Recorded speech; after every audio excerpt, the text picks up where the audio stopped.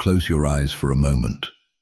Picture a road, not just any road, the greatest road in the ancient world, the Appian Way, stretching 130 miles from the southern heartland of Italy all the way into the eternal city of Rome itself. Merchants walk it, soldiers march it, senators ride along it in curtained carriages, reading dispatches from the frontier. But today, something is different. Today, the road smells different. Today, every 22 meters, for 130 miles, there is a cross, and on each cross, a body. 6,000 of them, left to hang, left to decompose, left for the crows and the sun and the rain for months, until there is nothing left but bone and memory. This is not the Rome of the Colosseum tours. This is not the Rome of the Pantheon at golden hour, or the marble forums you see in travel photographs. This is the Rome that most people never talk about. This is the Rome that its enemies saw, and it is perhaps the most important Rome to understand, because winning wars was never enough for Rome. What happened after the war? That was the real weapon. There is a question that haunts every great empire in history. How do you make people stay afraid of you? Even when your armies are not present. The Persians tried divine kingship. The Mongols tried overwhelming speed. The British tried the spectacle of the navy. Rome tried something different. Rome tried consequence, not random violence, not theatrical rage. Consequence, systematic, documented, inevitable. The kind of consequence that didn't just destroy a general or a city or a rebellion. It destroyed the idea that resistance was ever worth attempting in the first place. And what makes Rome's methods so uniquely disturbing, so genuinely unsettling, even 2,000 years later, is not that they were barbaric. It is that they were rational. Every punishment on today's list was deliberate, planned, recorded in the historical sources with the calm, administrative language of men who considered what they were doing to be simply policy. Polybius wrote it down. Livy recorded it. The arches and columns still standing in Rome today depict it, carved in stone, displayed proudly for all to see. This wasn't a dark secret Rome buried. It was a message Rome broadcast. So today we are going to read that message, all of it. From number 10 all the way to the most extreme, most chilling, most procedurally horrifying thing Rome could do to a people it had defeated. Are you ready? Let's begin. The date is the 1st of January, 104 BC. Rome is celebrating. The streets of the city are packed. Men, women, children pressed shoulder to shoulder along the Via Sacra, the sacred road that winds through the heart of the Forum and up toward the Capitoline Hill.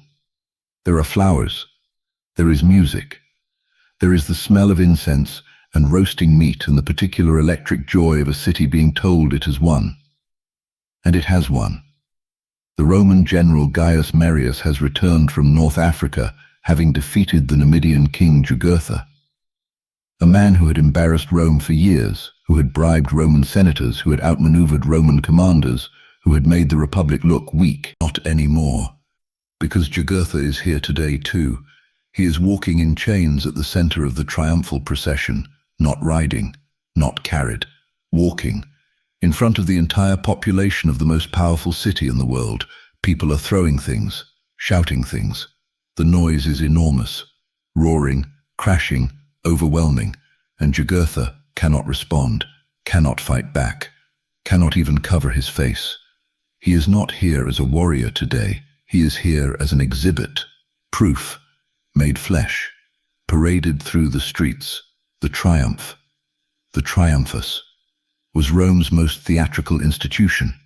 When a general returned from a sufficiently decisive military victory, the Senate might grant him the right to this formal procession. He rode in a 4-horse chariot, dressed in purple and gold, holding a laurel wreath, his face painted red to symbolize Jupiter himself. Behind him came the spoils of war. Wagons piled with gold, silver, artwork, sacred objects stripped from enemy temples. And ahead of him, or beside him, walked the defeated. Because the Roman triumph was not just a celebration for the Roman public. It was a carefully engineered exercise in total humiliation for the enemy leadership. The defeated king, general, or commander was stripped of everything that had defined him. His armor, his regalia, his weapons, his dignity, his status. He was displayed not as a peer, not as a man who had fought bravely and lost, but as a trophy, an object, a proof point in Rome's argument that it was the greatest power on earth. And after the procession reached the Temple of Jupiter on the Capitoline Hill, the victory was formally celebrated with sacrifice and offerings, and the defeated leader was taken away, sometimes.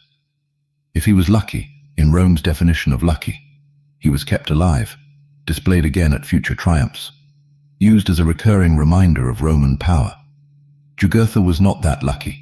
He was taken to the Tullianum, Rome's oldest, darkest prison, carved into the rock of the Capitoline Hill itself, a place of cold and damp and absolute darkness, and he was strangled.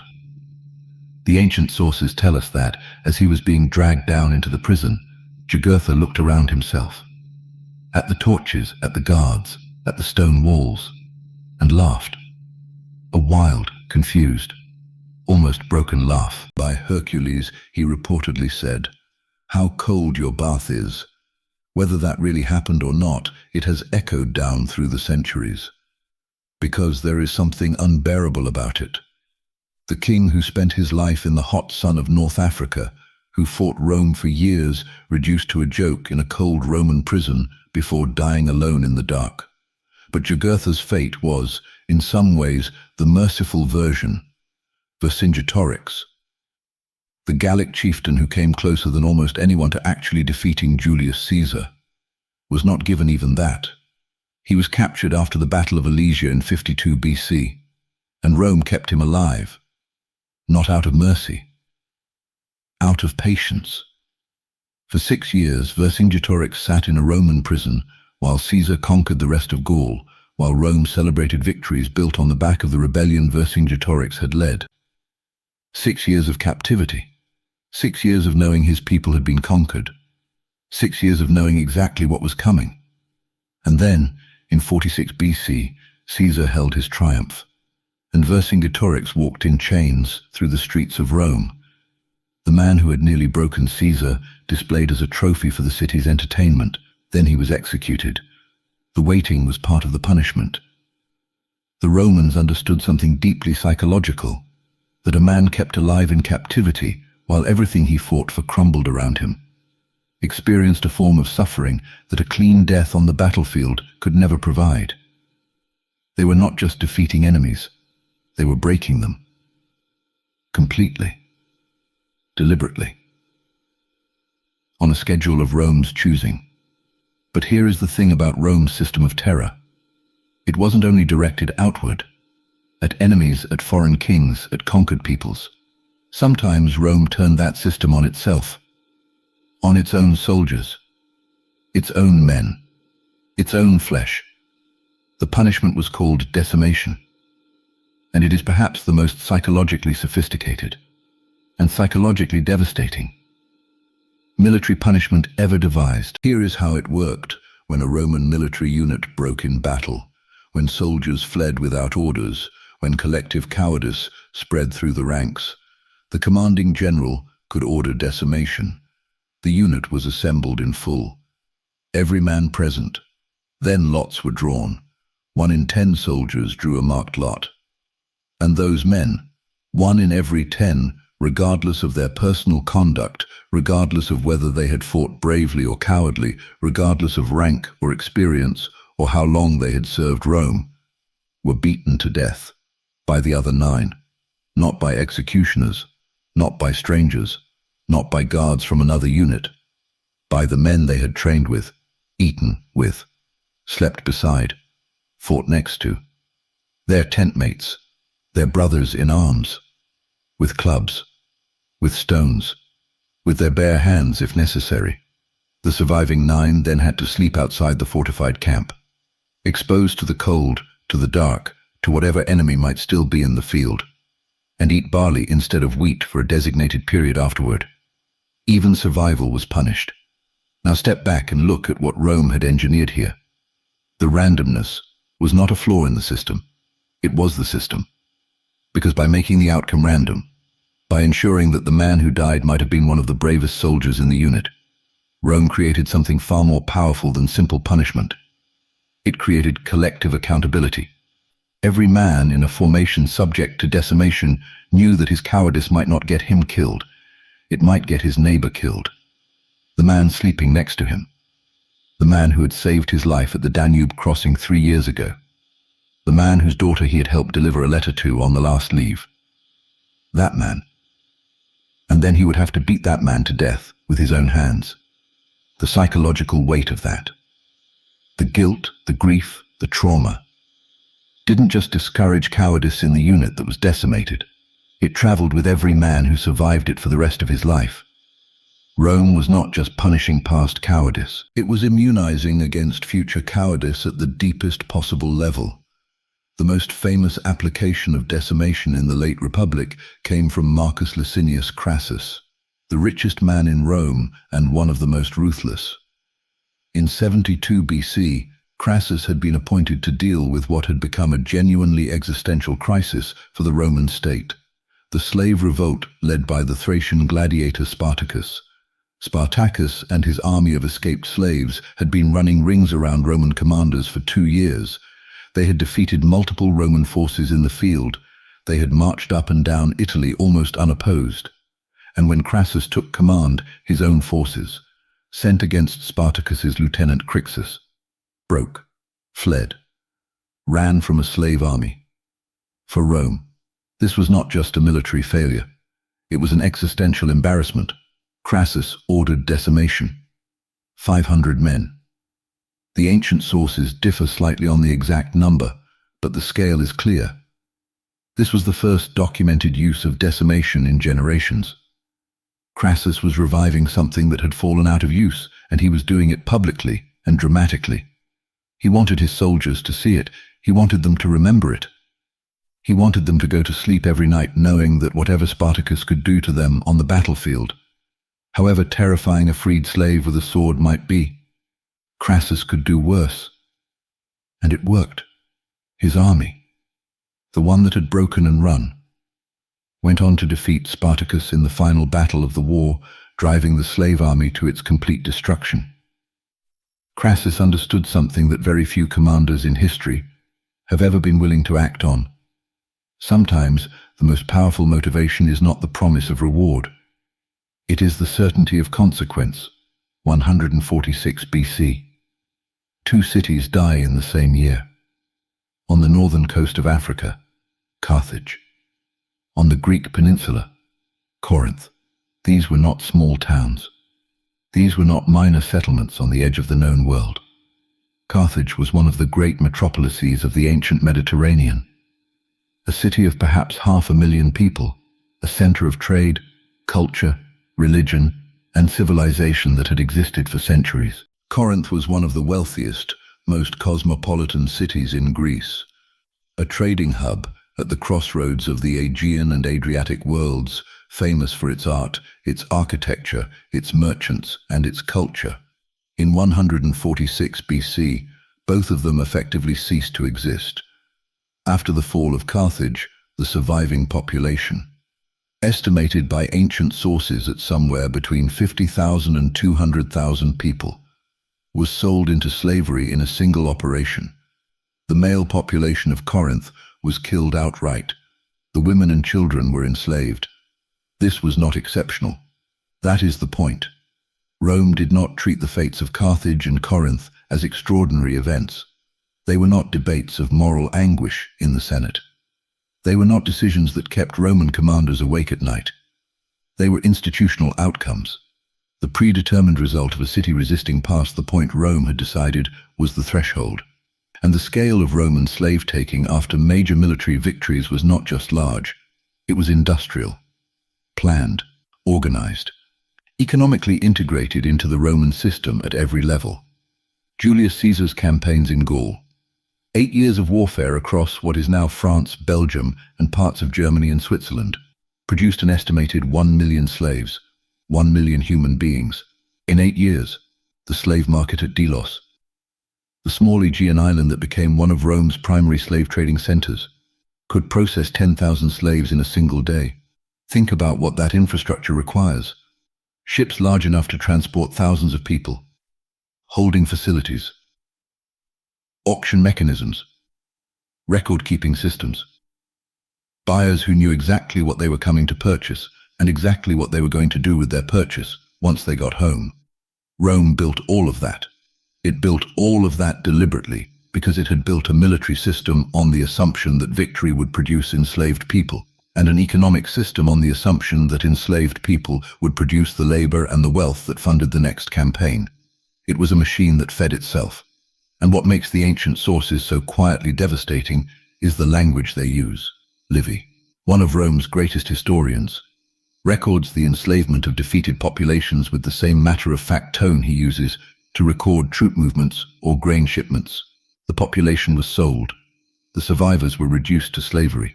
The women and children were distributed. No horror, no reflection, no pause. Just the administrative language of a system that had normalized something unimaginable. Because normalization, the conversion of atrocity into routine, of horror into bureaucracy, was perhaps Rome's most powerful psychological tool, not just for its enemies, for itself. We are back on the road now, the Appian Way. The Via Appia, Rome's oldest and most important road, stretching from the capital south through Campania, through the agricultural heartland of Italy, through the estates and farms where hundreds of thousands of enslaved people worked the fields that fed the empire. 71 BC. The slave revolt of Spartacus is over. It lasted 3 years. It drew in an army estimated at 120,000 people at its peak. It defeated multiple Roman consular armies in the field. It marched up and down Italy while Rome watched in horror and humiliation. At its height, Spartacus and his army of freed slaves stood perhaps within reach of the Alps, perhaps within reach of freedom, of escape, of a world beyond Roman reach. They turned back. Why they turned back is a debate that historians have never fully resolved. Maybe the other slave leaders overruled Spartacus. Maybe the men wanted plunder more than freedom. Maybe Spartacus himself believed he could win. Whatever the reason, they turned back, and Crassus, having reorganized the Roman military response, hunted them down. The final battle came in 71 BC in Bruttium, in the deep south of the Italian peninsula. Spartacus reportedly died fighting, surrounded, still attacking the Roman lines. His body was never found, lost in the mass of the dead. But 6,000 of his followers were captured alive, and Crassus had a decision to make. He could have executed them quickly, efficiently, gotten it over with. He could have sold them back into slavery, returned them to the economic system they had tried to escape, generating profit for Rome from the very people who had embarrassed it. He chose neither. He chose the Appian Way. 6,000 crosses, one every 22 meters, for the entire 130-mile length of the road from Capua to Rome. And then he left them standing in the sun and the wind and the rain, left the bodies to decompose on the crosses through the weeks and months that followed, left them as a permanent, unavoidable feature of Italy's most traveled road for as long as it took for nature to finish the work. Every merchant who traveled the road saw them. Every soldier marching south to a new posting saw them. Every diplomat, every senator, every traveler of any kind, for months, passed those crosses, smelled what 6,000 decomposing bodies smell like when they have been in the Italian summer heat for weeks. You could not look away. You could not take a different road. There was only one road. And the message, the very specific, very deliberate, very calculated message, was directed not at foreign enemies. It was directed at the people who worked the fields on both sides of that road, the enslaved people of Italy, the ones who had stayed, the ones who had heard about Spartacus and perhaps dreamed about him, the ones who had maybe hidden a runaway or whispered a rumor or felt something in their chests when they heard that a Thracian gladiator had humiliated the Roman legions. Those people looked at 6,000 crosses every day on the way to work, and Rome was never troubled by a comparable slave revolt again. The display was not spontaneous cruelty. It was calculated communication. And it worked. There is a particular horror in a decision that has been made before the events that justify it. A verdict delivered before the trial. a sentence announced before the crime. That is what happened to Carthage. The year is approximately 153 BC. A Roman senator named Marcus Porcius Cato, Cato the Elder, one of the most influential voices in the Republic, ends every single speech he gives in the Senate on whatever topic with the same 5 words: Carthago delenda estimated. Carthage must be destroyed, not defeated, not subjugated, not made a client state or a tribute-paying ally. Destroyed. It didn't matter what the speech was about. It didn't matter whether the Senate was debating grain prices or road construction or a diplomatic dispute with Macedonia. Cato ended every speech with those words. 5 words, repeated, over and over, for years. A drumbeat, an inevitability being spoken into existence.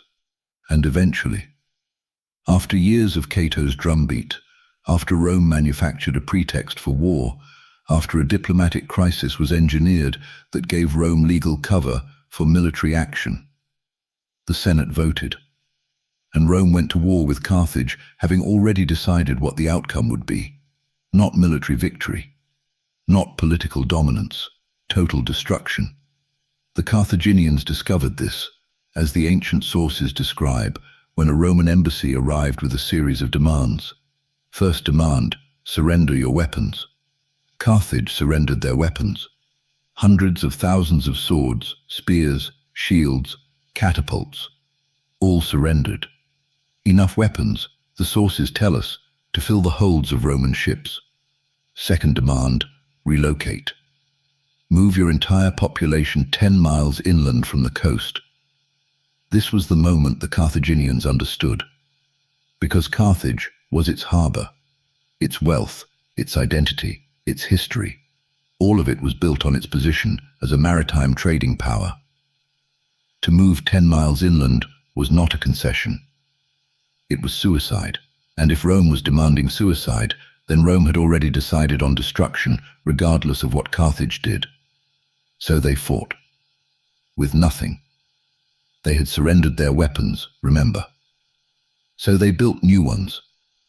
Bronze statues were melted down and recast as swords and spearheads. Women cut off their long hair to make bowstrings for the catapults. The entire city became a weapons factory, working day and night, every person contributing whatever they had to give to the defense of a city that Rome had already decided would not survive. The siege lasted 3 years. 3 years of Roman forces battering at Carthage's walls while the city held on with improvised weapons and absolute desperation, when the Romans finally broke through. Led by Scipio Aemilianus, who would spend the rest of his life haunted by what he had commanded, the fighting did not stop. It moved inside, street by street, building by building, room by room. 6 days of continuous urban combat through a city of hundreds of thousands of people. At the end of those 6 days, the surviving population, those who had not died in the fighting or the fires or the collapse of buildings, were enslaved. The structures were systematically demolished. The site was cursed, ceremonially consecrated to the gods as a place of destruction, a place that should not be inhabited. And then Rome left, one of the greatest cities in the ancient world, a place that had existed for centuries, that had built a civilization, that had produced art and literature and philosophy and ships and trade routes, reduced to rubble. The site sat empty for over a century, not a ruin that people visited and mourned, an absence, a deliberate absence. A message written not in stone but in nothing, in emptiness, in the space where a great city used to be. This is what happens to those who stand against Rome. Not defeat, not subjugation, erasure. Everything we have discussed so far has been large. Cities, armies, populations, policies applied to thousands of people at once. But Rome understood something that the scale of those punishments sometimes obscures. The most unbearable suffering is personal. A man can, in some ways, endure the knowledge that his city has fallen, his country has been conquered, his civilization has been broken. These are enormous tragedies, but they are somehow abstract, collective. What a man cannot endure is watching his children die in front of him while he is in the ancient kingdom of Alexander the Great, the civilization that had once conquered half the known world. By 168 BC, Macedon had been struggling against Rome's growing power for decades. Perseus's father had fought Rome. Perseus himself had spent his reign navigating the impossible politics of a kingdom that Rome considered a threat to be managed. In 168 BC, at the Battle of Pydna, Perseus's army was destroyed by the Roman general Aemilius Paulus in one of the most decisive engagements in ancient history. Perseus fled, was captured, brought to Rome. He and his family were displayed in Aemilius Paulus's triumph.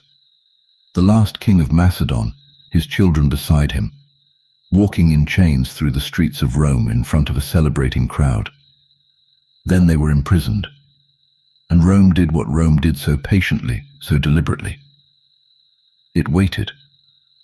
Perseus sat in a Roman prison while the Roman administrative machine dismantled everything he had built, while Macedon was reorganized into Roman provinces, while the coins bearing his image were pulled from circulation, while the inscriptions bearing his name were chiseled from monuments, while everything that had been the kingdom of Macedon was converted into an administrative unit of the Roman Republic.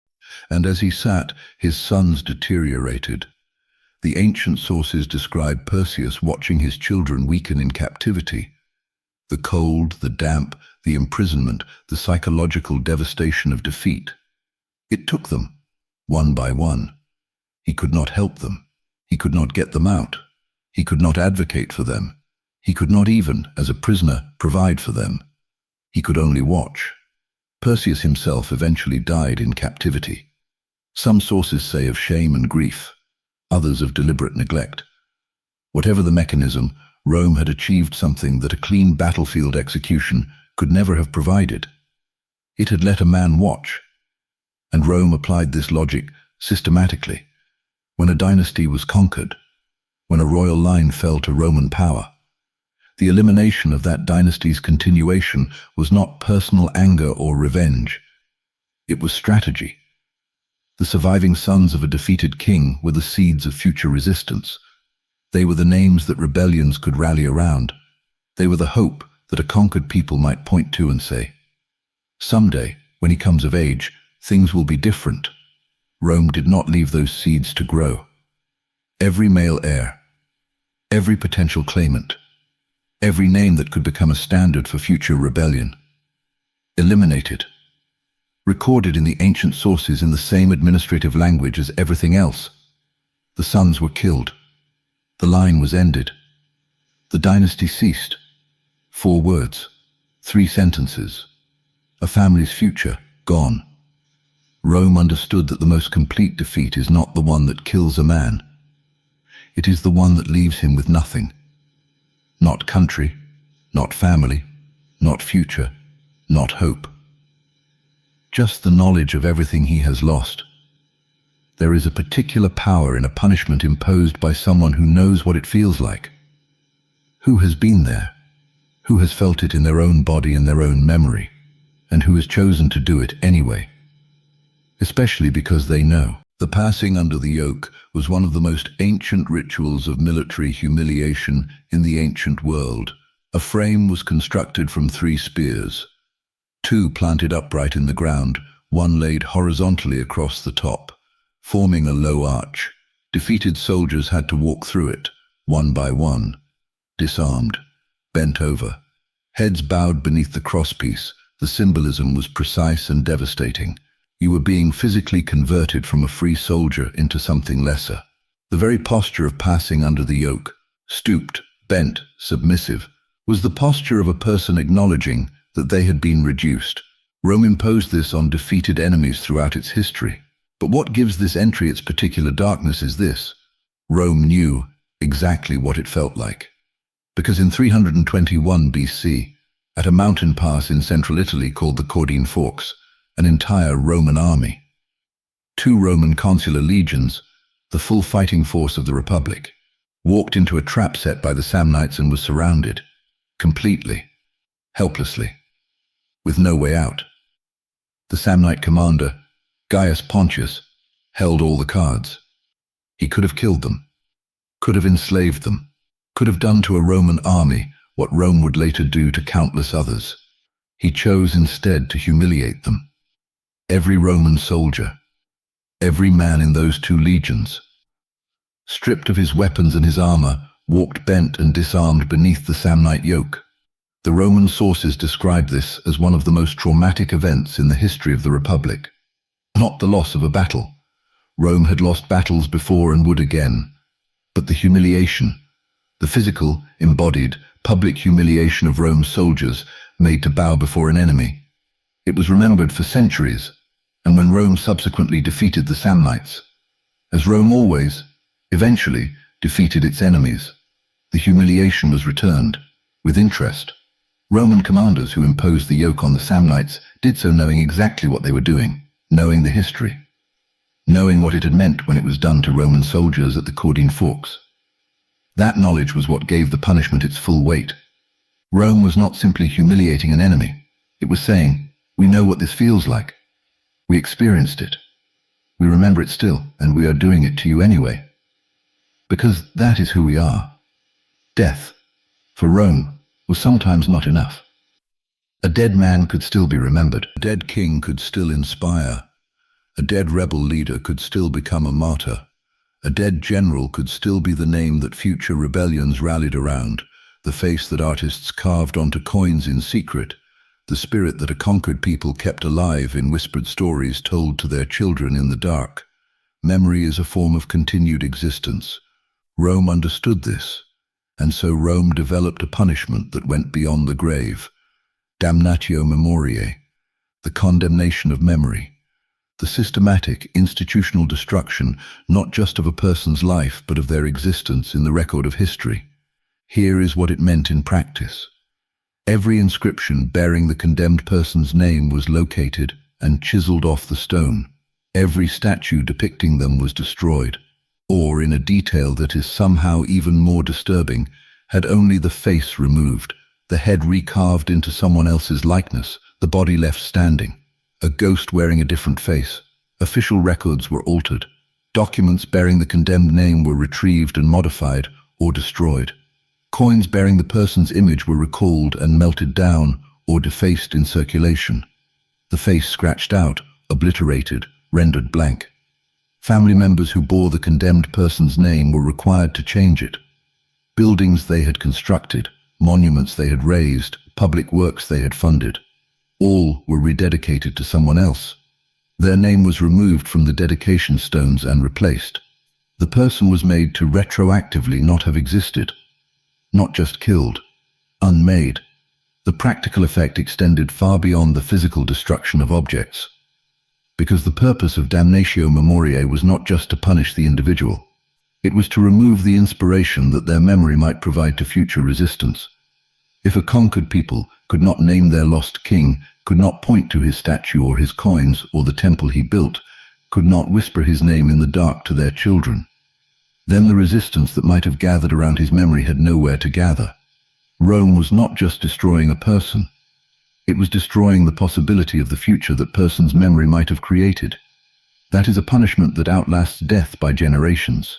There is something that matters more to a people than their leaders, more than their soldiers, more than their walls or their weapons or their armies, their gods, or more precisely, the objects through which their gods were present in the world, the sacred items that represented divine protection, divine favor, divine presence, the physical anchors of a people's relationship with the sacred. Rome understood this, and Rome did not leave those objects behind. The sack of Jerusalem in AD 70 is the most documented example in Roman history. The Jewish revolt against Roman rule had begun 4 years earlier, in 66 AD. It was the most serious uprising Rome had faced in the eastern Mediterranean. A full-scale war that required the deployment of major Roman forces under Vespasian, and then under his son Titus after Vespasian became emperor. In the summer of AD 70, Titus's armies finally breached the walls of Jerusalem. The fighting inside the city was brutal, the same kind of street-by-street, building-by-building combat that had characterized the final assault on Carthage 216 years earlier, and when the fighting reached the Temple Mount, When Roman soldiers stood at the gates of the Second Temple, one of the most sacred sites in the ancient world, the center of Jewish religious life for centuries, something happened that would echo through millennia. The temple burned. The ancient sources debate whether the fire was ordered or accidental, but what followed was deliberate. Roman soldiers walked out of the burning temple carrying the menorah, the great seven-branched golden lampstand, one of the most sacred objects in Judaism, the table of showbread, the silver trumpets used in temple ceremonies, objects whose religious significance to the Jewish people was absolute, objects that were not merely valuable as gold or silver, objects that were, in a profound theological sense, the presence of the divine made physical. They were brought to Rome. They were displayed in Titus's triumph, carried through the streets of the city in the triumphal procession, displayed before the cheering Roman crowds as trophies of conquest. Then they were placed in the Temple of Peace, a complex built by Vespasian to commemorate the victory in Judea, where they remained on display for centuries. The Arch of Titus, built after Titus's death to commemorate his victories, still stands in Rome today. Walk through it, and you can see carved in relief on the inside of the arch, Roman soldiers carrying the menorah, the table of showbread, the silver trumpets, carved in stone, displayed proudly. For 2,000 years, the message of this kind of religious looting was the most devastating Rome could send. Not merely, "We have defeated your army," not merely, "We have destroyed your city," but, "Your God could not protect you." The sacred objects that represented divine favor, we have taken them. We carried them through our streets. We put them in our temples. They are trophies now. Your defeat is not just military and political. It is theological. The cosmos itself has ruled against you. Resistance is not just futile. It is cosmically unjustified. Your God did not come. Everything on this list, every triumph and crucifixion and decimation and erasure, was a piece of the same system. The system had a logic, and the logic had an endpoint. Total annihilation, not the defeat of an army, not the enslavement of a population, not the humiliation of a king or the theft of sacred objects or the erasure of a name from stone.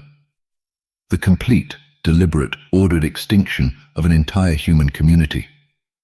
And what makes Rome's practice of total annihilation uniquely disturbing? What separates it from the simple violence that human beings have always done to each other in war? Is its procedural quality. It was not the result of soldiers in the grip of combat rage, swept up in the chaos and terror of battle, doing terrible things in a terrible moment, and then perhaps regretting it after. It was a command decision made before the assault, in the calm, in the deliberate space before the final attack, when a Roman general looked at the city before him and made a choice. When the walls fall, there will be no quarter. Kill everything. Everything. The soldiers who carried out these orders were not acting outside their institutional role. They were not rogue elements or criminals. They were professional soldiers executing a policy decision made by their commanding general, who had received authorization from the Roman Senate. They were doing their jobs. Polybius, the Greek historian who was present at the destruction of Carthage in 146 BC, who watched it happen, describes what he saw with a clarity that has lost none of its power in 2,000 years. Roman soldiers, he writes, moved through the city killing every living thing they encountered. Not in frenzy, in order. Because they had been told to. The fighting through the streets of Carthage lasted 6 days. 6 days of combat through a city of hundreds of thousands of people. By the end, Scipio Aemilianus, the Roman commander, a man of education and culture, a man who had read Greek philosophy and counted Greek intellectuals among his friends, stood on a hill overlooking the burning ruins of what had been one of the greatest cities in the Mediterranean world. And he wept. The ancient sources preserve what he said to Polybius, who was standing beside him. A glorious moment, Polybius, but I am seized by a terrible feeling that someday the same doom will be pronounced on my own country. He quoted Homer, lines about the fall of Troy, a Roman general weeping over a city he had just ordered destroyed, quoting a poem about another city destroyed, thinking about the city that might one day be destroyed in turn. Even Rome's destroyer understood what he had done, but he had done it anyway, because he was part of a system. and the system had decided. The most disturbing thing about Roman military brutality was not its scale. It was not even its specificity, though that is deeply unsettling. The most disturbing thing was its normality.